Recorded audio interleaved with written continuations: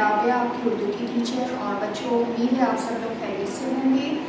आज जो हम सबक पढ़ेंगे बच्चों, वो पढ़ेंगे किताब आप उर्दू पढ़ें, और सबक का नाम है मेरा तोता। शुरू करते हैं।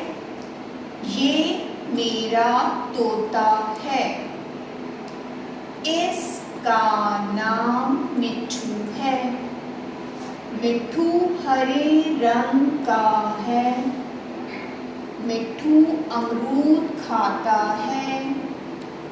मैं मिट्ठू से बहुत प्यार करता हूँ।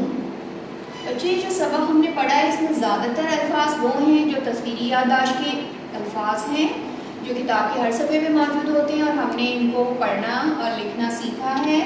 और बहुत से अल्फाज ऐसे हैं जो हमने 2 उर्फ़ी, 6 उर्फ़ी और 4 उर्फ़ी अल्फाज में बनाए हैं। इसमें रंग का नाम है, इसमें फल का नाम है। तो ये अल्फाज आपको पढ़ने आते हैं, और अगर पढ़ने में मुश्किल हो तो बच्चे खुद हिज्जे करने की कोशिश करेंगे। इस सबक को दोबारा से एक दफ़ा फिर पढ़ते हैं।